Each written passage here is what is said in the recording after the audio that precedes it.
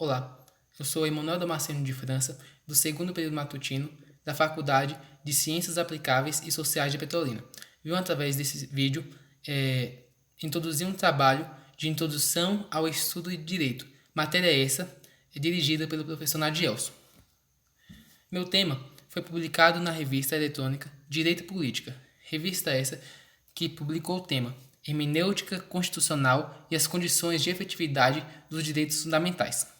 Vamos lá. Fazendo um breve resumo sobre o que vai se dirigir esse tema, tem-se que essa pesquisa tem por objetivo indicar qual o grau de efetividade dos direitos e garantias fundamentais esculpidos na Constituição de 1988, investigando a existência de uma solução hermenêutica que melhor atenda os fins constitucionais, especificamente no que tange aos direitos e garantias fundamentais. Passando para a parte introdutória, temos que entender que esse tema insurge da abertura política que antecede o processo constituinte de 1988 e encerra o período militar do Brasil. Período esse que foi extremamente antidemocrático e que foi marcado pelas suas formas de torturas diferenciadas. Com o fim do período militar no Brasil, surgiu uma nova concepção, um novo modelo político, organizacional chamado Estado Democrático de Direito. Com esse novo Estado Democrático de Direito, surgem novas discussões em torno da fundamentalidade e efetividade de determinados preceitos garantidores dos mais caros direitos ao ser humano, ou seja, aqueles esculpidos nos artigos 1º da Carta Magna, em especial o título 2, que trata dos direitos e garantias fundamentais.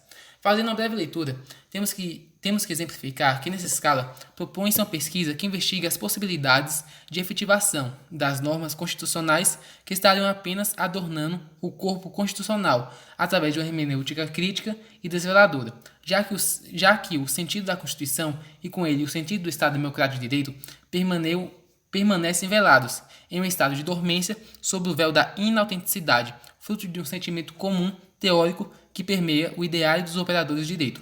Então, com o fato dessa leitura, se consta que se precisa de uma interpretação das normas constitucionais, porque nesse exato momento que as normas constitucionais tivessem uma interpretação melhor, elas não estariam apenas como enfeite na nossa Constituição.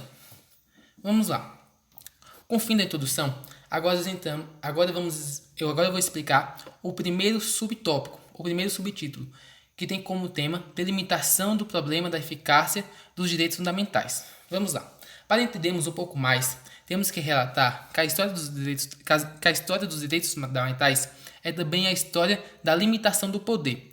Em toda a análise constitucional deve ser presente o entendimento que, mesmo uma ordem constitucional democrática necessita de direitos de defesa, como são classificados alguns direitos fundamentais, na maneira em que também a democracia não deixa de ser exercício de poder de homens sobre homens, encontrando-se exposta às tensões de abuso de poder, bem como pelo fato que, mesmo no Estado de Direito, os poderes públicos correm o risco de praticar injustiça. Visando essa colocação, temos que entender que essa frase delimita toda a nossa história democrática. Temos que entender que mesmo que estamos vivendo em um país democrático, nem todos os direitos fundamentais são cumpridos, porque temos que entender que o exercício do poder de homens sobre homens também ocorre na democracia. Então, com essa efetividade e nessa linha de pensamento, significa, portanto, a realização do direito, o desempenho concreto de sua função social. Ela representa a materialização no mundo dos fatos, de preceitos legais e simboliza a aproximação tão íntima quanto possível entre o dever ser normativo e o ser de realidade social. Então, desse modo, ao tratar-se da eficácia jurídica dos direitos fundamentais, situa-se, na verdade, na antessala da sua efetivação, razão pela qual justifica Sartre o adequado enfrentamento dos problemas suscitados naquela esfera. Pode facilitar em muito o trabalho dos que buscam a solução para efetivar a realização dos direitos fundamentais, o que é o objetivo do presente estudo. No caso, é importante relatar que, com uma melhor interpretação, mais fácil vai resolver os problemas sociais. Vamos lá. Com o fim desse tópico, eu irei exemplificar agora o segundo tópico, o segundo subtítulo, que tem sobre tema há uma efetividade possível? Uma crítica à interpretação clássica. Vamos lá. Para entendermos esse subtítulo, temos que entender o que foi a interpretação clássica. A interpretação da Constituição, de acordo com a metodologia clássica, não tem dado conta de resolver a problemática da ineficácia dos direitos e garantias fundamentais. Antes, tais métodos têm servido, invariavelmente, como base de sustentação para a sonegação dos direitos dos mais caros aos seres humanos. Então, a inadequação da aplicação de tais métodos hermenêuticos à Constituição deve, num primeiro plano, ao fato de que as normas constitucionais apresentam um inegável conjunto de peculiaridades que as tornam singulares em relação às demais normas jurídicas. São essas as normas: a superioridade hierárquica, a natureza da linguagem, o conteúdo específico e o flagrante caráter político. Vamos lá. A superioridade hierárquica é um dos fatores mais preponderantes, porque quanto mais alto for sua classe, mais alto vai ser seu poder. A natureza da linguagem exemplifica que se usa uma linguagem extremamente, como eu posso falar, uma linguagem extremamente culta, que não dá pra, que nesse ponto de vista não vai ser entendido pelos demais membros da sociedade. E o conteúdo específico e o flagrante caráter político é a forma que a política usa a Constituição para manter um controle social. Controle esse que vai ser usado para que os poderes possam desfrutar das mais altas formas de interferir na população para que eles adquiram seus bens de forma inapropriada. Vamos assim. Assim chegou à conclusão que a Constituição deve ser aplicada uma interpretação diferenciada que leva em consideração esses aspectos, segundo a teoria clássica. Parte da doutrina chega ao ponto mesmo de defender que métodos tradicionais de hermenêutica jurídica tornam-se insuficientes para a perfeita concretização da norma fundamental, devendo o enjeite valer-se de métodos próprios de interpretação constitucional. No caso, conforme assevera alguns pensadores, esses métodos de interpretação devem ser métodos que cada um deve interpretar da sua forma a Constituição, sendo que muitos, pela sua má educação, pela forma que o Brasil propõe uma educação não tanto eficaz, não sabem nem o que significa a Constituição. E agora eu vou mostrar uma teoria de Lenin Streck sobre a crítica da interpretação clássica. Ele critica a hermenêutica e interpretação clássica porque ela nega a existência de um método de interpretação própria à Constituição. No caso, negando esse método, ela nega um método de interpretação própria, específica da Constituição. Ele defende também uma hermenêutica crítica. Contra a interpretação clássica, ele acha que deve-se ter uma hermenêutica transformadora, que entende a Constituição como algo substantivo, permeado de valores, direitos fundamentais e coletivos. Para ele, a Constituição, assim, deve constituir ação mormente, porque o Brasil nunca constituiu. No texto da Constituição de 1988, há um núcleo essencial não cumprido, contendo um conjunto de promessas da modernidade, direitos fundamentais e democracia, que devem ser resgatados. Então, segundo Streck, a interpretação deve ser uma interpretação mais crítica e transformadora, e que os direitos permeados em 1988 devem ser voltados e botados em pautas. Agora eu vou dar um exemplo. Eu vou utilizar o argumento de Eros Grau, que chama a atenção para aquilo que chama de calcanhar de Aquiles da interpretação. Segundo ele, quando interpretamos, fazemos que exista uma norma a respeito de como interpretar as normas. Quer dizer, não existem aqueles que seriam metanormas ou meta-regras.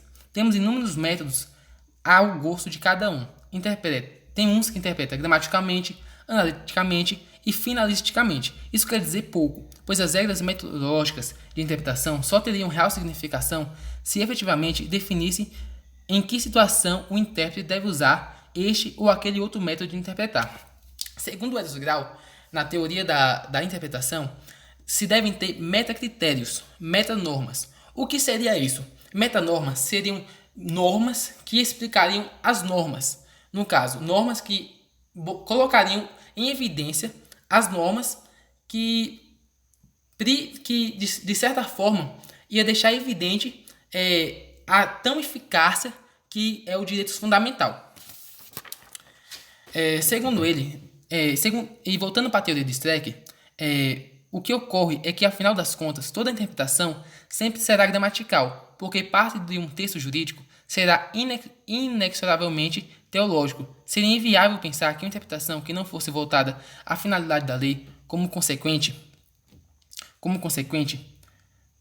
não, finalidade da lei como consequente violação, afirma a determinação do artigo 15 da Lei de Introdução ao Código Civil, Lei Introdutória do Código Civil, que determina que juiz, na aplicação da lei, atenderá aos fins sociais e que ele se destina às exigências de um bem comum. Será igualmente obrigatório sistemática, porque é inconcebível que um texto normativo represente a si mesmo sem saber o relacionar ao todo. Esse relacionar ao todo, no caso, seria relacionar ao caso concreto.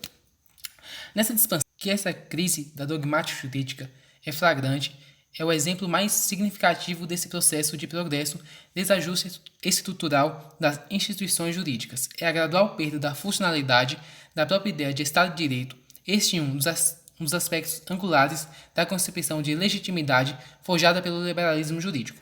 Nessa questão, ele tem um ponto de vista que essa crise é desvelada por obra da consciência histórica do direito, que denuncia a maneira pela qual a razão iluminista burguesa, tida em princípio como uma utopia revolucionária capaz de conceber o direito moderno como sistema de garantia contra o arbítrio ilimitado do poder, que nesse sentido adquire e privilegia o caráter instrumental da ordem jurídica, de forma que a razão defendida por Kant foi paulatinamente perdendo seu caráter liberatório, ofuscando o sonho idealizado de eliminar o sofrimento humano através da tecnologia e da ciência. Então, nessa perspectiva, só reafirma o tema que a interpretação jurídica foi usada de forma errada e de forma equivocada por meio de uma burguesia iluminista que só privava os seus interesses. Vamos lá. Muito pelo contrário, a razão da liberdade, aprendida pelo capitalismo monopolista, aliando-se a um desenvolvimento meramente técnico, transforma o conhecimento num instrumento de dominação e manutenção a uma ordem exploradora, excludente e perversa, com desrespeito flagrante aos mais básicos fundamentos do direito do homem, em que, por obra dessa mesma razão tecnicista, são constantemente renegados, ainda que especialmente positivos na ordem constitucional. E assim acabamos com o tópico 2.1 e vamos introduzir agora o tópico 2.2, que tem como título Por uma hermenêutica crítica e transformadora. Vamos lá. O fator preponderante desse tema ou seja, o estado de latência, é que se encontra a Constituição, encoberta por uma tradição inautêntica de intérprete do direito, crente ainda na neutralidade do intérprete e nos velhos cânones hermenêuticos, pretentemente científicos, próprios para descortinar o sentido avalorativo, não ideológico, apolítico e contido da norma. Então, segundo isso, as considerações tecidas até agora procuram negar tudo isto: a neutralidade do intérprete, a ineficácia dos cânones hermenêuticos tradicionais e seu caráter falsamente científico. Procurou-se demonstrar o caráter ideológico, político das normas e daí o seu cunho valorativo. Então, nas lições de Streck, seria necessário, antes de tudo, pensar o sentido da Constituição a partir de uma teoria adequada às especialidades de um país periférico como é o Brasil, afastando a falsa ideia de que o direito cumpre apenas regular as relações da sociedade, objetivando manter a paz social, que seria uma ideia iluminista da burguesia, da classe mais alta. Essa ideia é típica do modelo liberalismo burguês do direito, e essa paz social que se refere se identifica como a manutenção do status de ordem posta, dominante e executante. Vamos lá. Dando continuação a essa teoria, a questão que vai se tratar é, na verdade, a problemática proposta revela um sofismo denunciado pela teoria crítica do direito, pela hermenêutica filosófica, que consiste em negar um caráter instrumental da hermenêutica jurídica. Assim, a hermenêutica jurídica ganha novos contornos de uma teoria de compreensão do direito, abandonando o velho rótulo de teoria da interpretação e aplicação do direito positivo. Consta-se, então, assim que os direitos fundamentais, no mais das vezes, têm sua eficácia negada, juntamente através da aplicação dos tradicionais canônicos da interpretação. Canônicos esses que seriam o modo antigo de interpretar, modo esse que seria relacionado à teoria clássica. E assim se termina o tópico 2.2. E agora eu vou introduzir o tópico 3, que tem como título Eficácia Constitucional, uma questão hermenêutica. Vamos lá. A necessidade, a assunção do cunho axiológico dos direitos fundamentais. O que seria essa questão de assunção do cunho axiológico? Essa questão seria o sistema jurídico para a autora, devendo se exprimir uma unidade aglutinadora das normas singulares. Não pode, pelo que lhe toca, consistir apenas em normas, antes deve se apoiar nos valores da existência por detrás delas ou que neles estejam compreendidos. Nesse sentido, Margarida Maria Lacombe Camargo lembra os ensinamentos de Durkheim e Alex, que aproximam a ideia de princípio e valor, visto como categorias normativas, enquanto o primeiro Durkheim ressalta a importância dos princípios como pautas valorativas de integrar a ordem jurídica e comandar a interpretação constitucional. Segundo Alex, identifica os princípios como valores revestidos de normatividade a compor uma ordem deontológica. A partir daí é que se procura reconhecer uma nova racionalidade jurídica capaz de lidar com os valores sob a forma de princípios. Esse tema é o tema menor, que fala um pouco e explica um pouco sobre a assunção axiológica e que é um tema mais introdutório para o quarto tópico, que seria a resposta da hermenêutica crítica para o problema da inefetividade dos direitos fundamentais, que é o nosso último tópico, que vai ser exemplificado agora. Esse tópico define como um pensamento de Robert Alex, afirma que os direitos fundamentais encontram-se consagrados na Constituição sob a forma de princípios. Os direitos fundamentais, dependendo da sua formulação mais ou menos precisa, têm a natureza de princípios e são mandados de otimização. Vamos lá. Os direitos fundamentais excluem alguns conteúdos como constitucionalmente impossíveis e exigem alguns conteúdos como constitucionalmente necessários. Segundo Margarida Maria Lacombe Camargo, aponta essa questão enquanto suporte no recente chamado princípio da proporcionalidade, que cedemos como um metaprincípio, à medida que orienta a aplicação dos demais de conteúdo substancial enquanto manifestação dos direitos. Então, nesse caso, temos que entender que essa questão de uma resposta para uma interpretação melhor traz um pouco da questão de Ezus Grau, que define como a solução metaprincípios, princípios que seriam normas que explicariam as normas para que se haja um melhor entendimento dos princípios relacionados à Constituição, princípios esses que são os direitos fundamentais. No caso, nesse primeiro, no seu reconhecimento como princípios norteadores do Estado Democrático de Direito, e segundo, na utilização do metaprincípio na aplicação de princípios materiais substanciais. E aqui vou reafirmar a questão de Jesus Grau. Portanto, a proporcionalidade não consubstancia princípio, dado que, com saliente Alex, adequação, necessidade e proporcionalidade em sentido estrito não são ponderados em relação a algo diferente. Não se passa que algumas vezes tenham procedência, outras não. O que se pergunta, argumentar o ator, é se essas exigências são satisfeitas ou não e se sua não satisfação traz como consequência a ilegalidade. Daí porque essas três exigências nas quais se desdobra a proporcionalidade em sentido amplo da classificação de comuns regras. No caso, a regra genérica, porque estabelecida para um número indeterminado de atos ou fatos, e não obstante, não regula senão tais atos e fatos. Já o princípio, ao contrário, é genérico porque comporta uma influência de aplicações, podendo ser a priori aplicado a quaisquer atos e fatos. No caso, ele traz uma reflexão sobre essa questão de que as regras e a interpretação hermenêutica, segundo as normas constitucionais, sejam aplicadas aos fatos de uma forma geral e que a hermenêutica tenha uma transformação no tipo de saber que seriam os direitos fundamentais. E agora iremos para a conclusão desse artigo, e meu pensamento crítico, que seria a questão de uma sociedade que, com uma melhor interpretação das normas constitucionais e com um abranger maior dessas normas, teria uma sociedade melhor e mais uma cidade melhor e com direitos fundamentais que daria uma melhor forma de vivência para todos. E assim eu encerro o meu artigo. Obrigado a todos e tchau.